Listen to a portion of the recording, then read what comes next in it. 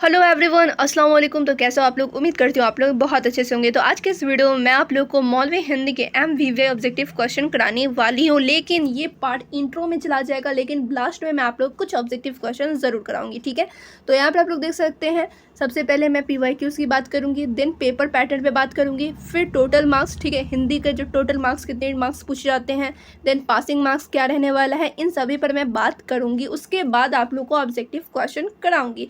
और जो मैं ऑब्जेक्टिव क्वेश्चन कराने वाली हूँ यानी कि हिंदी, जो कि सभी स्ट्रीम्स के लिए रहने वाले हैं, साइंस, कॉमर्स, आर्ट्स एंड इस्लामियत। और आप लोग को इसका PDF मिल जाएगा टेलीग्राम पर, आप लोग सर्च करके डाउनलोड कर लेंगे। तो आइए वीडियो को स्टार्ट करती हूँ और आप सभी को सबसे पहले मैं प्रीवियस ईयर के क्वेश्चंस दिखाती हूँ। अब यहाँ पर आप लोग देखो PYQs मैं अभी क्यों करा रही हूँ। मैंने तो आप लोगों को कहा था कि जब कोई भी सब्जेक्ट का सारा कंप्लीट हो जाएगा, ऑब्जेक्टिव सब्जेक्टिव, तब जाकर मैं PYQs कराने वाली हूँ। लेकिन अभी क्यों करा रही हूँ, तो अभी मैं सॉल्यूशन नहीं दूंगी। ठीक है, सिर्फ आप लोग को मैं ये इसलिए दिखा रही हूँ कि इससे आप लोग को समझ में आएगा कि हिंदी का पेपर कितने मार्क्स का होता है, पेपर पैटर्न कैसा रहता है, और तो और पास होने के लिए कितना मार्क्स चाहिए। ये सब के लिए मैं आप लोग को प्रीवियस क्वेश्चन दिखा रही हूँ, पेपर पैटर्न समझाने के लिए। तो यहाँ पे आप लोग देख सकते हैं, ये जो प्रीवियस ईयर क्वेश्चन है 2024 का IASC यानी इस्लामियत, आर्ट्स, साइंस, कॉमर्स सभी स्ट्रीम्स के लिए ये क्वेश्चन पेपर थे। टोटल मार्क्स 100 मार्क्स, यानी कि टोटल मार्क्स आप लोगों को समझ में आ गया। 100 मार्क्स का हिंदी का पेपर होता है। पास होने के लिए कितना चाहिए, तो आप लोगों को मालूम है, मिनिमम 30 और 33। ठीक है, 30 से 33 नंबर आप लोग को चाहिए होते हैं पास होने के लिए। और यहाँ पे आप लोग देख सकते हैं पेपर पैटर्न आप लोग यहाँ पर देखकर समझ सकते हो। आप लोग का हिंदी का पेपर जो रहेगा 2 खंड में क्वेश्चन रहेगा, खंड और ठीक है, यानी कि पार्ट ए में आप लोग को ऑब्जेक्टिव पूछे जाएंगे और पार्ट बी में सब्जेक्टिव। कितने नंबर के ऑब्जेक्टिव रहेंगे, कितने नंबर के सब्जेक्टिव, तो 30 नंबर के रहेंगे ऑब्जेक्टिव और 70 नंबर के रहेंगे सब्जेक्टिव। हो गए ना टोटल 100 मार्क्स। ठीक है, तो यही चीज़ आप लोग को बतानी थी और इसका सॉल्यूशन आप लोग को लास्ट में मिलेगा जब मैं हिंदी कंप्लीट करा दूंगी। उसके बाद जो एक वीडियो आएगा जिसमें प्रीवियस क्वेश्चन 2-3 ईयर्स के कराने वाली हूँ, उसमें सॉल्यूशन मिलेंगे। तो यहाँ पर मैं आप लोगों को PYQs दिखा दी हूँ। ठीक है, और यहाँ पर मैंने आप लोगों को पेपर पैटर्न भी समझा दिया है। टोटल मार्क्स कितने मार्क्स से होंगे वो भी बता चुकी हूँ, पासिंग मार्क्स कितने रहने वाले हैं वो भी बता चुकी हैं, यानी कि ओवरऑल सब कुछ बता चुकी हूँ। अब मैं लेकर चलती हूँ आप लोग को ऑब्जेक्टिव की तरफ। तो यहाँ पर आप लोग देख सकते हो, ये जो क्वेश्चन है ये दोनों टाइप से पूछे जाएंगे। 1 वर्ड में, ठीक है, यानी कि जो आप लोग का शॉर्ट टाइप क्वेश्चन जो पूछा जाएगा उसमें भी ये क्वेश्चन आ सकता है, ऑब्जेक्टिव में भी ये क्वेश्चन आ सकता है। ऑब्जेक्टिव में आप लोगों को मालूम ही है कैसे क्वेश्चन रहेंगे। अभी आप लोगों को मैं थोड़ी देर पहले प्रीवियस क्वेश्चन दिखाई हूँ, उस टाइप के क्वेश्चन रहेंगे, यानी कि ऑप्शन दिए रहेंगे, उसमें से आप लोग को एक चूज करना होगा।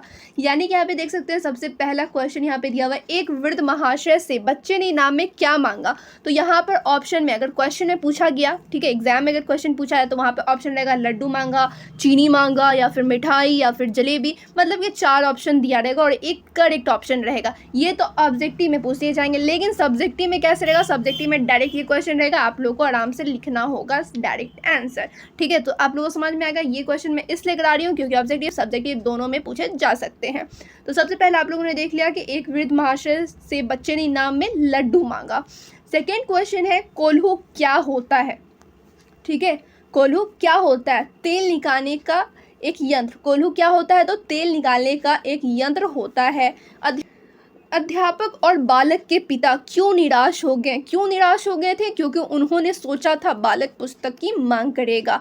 फिर नेक्स्ट क्वेश्चन है, लेखक पंडित चंद्रधर शर्मा गुलेरी ने धर्म का रहस्य जानने के लिए किसका दृष्टांत दिया है। तो किसका दृष्टांत दिया है, तो घड़ी के पुर्जे का दृष्टांत दिया है। फिर यहाँ पे आप लोग देखिए नेक्स्ट क्वेश्चन, धर्मज्ञ वेद शास्त्र तथा धर्माचार्यों को किसकी जानकारी होती है। तो धर्म की जानकारी होती है। घड़ी के पुर्जों की जानकारी किसे होती है, तो घड़ी साज को होती है।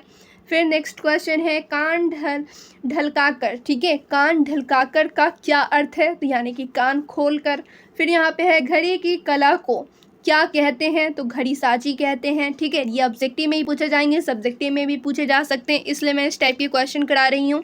फिर देखिए नेक्स्ट क्वेश्चन, गुलजार मियाँ के घर के ठीक सामने क्या था। तो गुलजार मियाँ के घर के ठीक सामने एक कुआं था। फिर देखिए नेक्स्ट क्वेश्चन है, लेखक ब्रजमोहन व्यास के मित्र का क्या नाम था। तो लेखक ब्रजमोहन व्यास के मित्र का नाम ठाकुर गोपाल शरण सिंह था। फिर देखिए नेक्स्ट क्वेश्चन, ठाकुर गोपाल शरण सिंह कहाँ के सभापति थे? तो कहाँ के सभापति थे?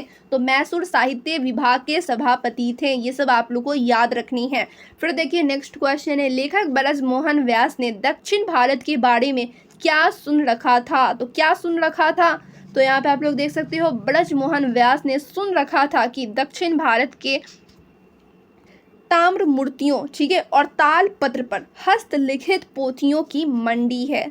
फिर देखिए नेक्स्ट क्वेश्चन, तालपत्र पर लिखी किताबों के दाम कितने थे? तो कितने थे? तो कम से कम 250-300 रुपये थे।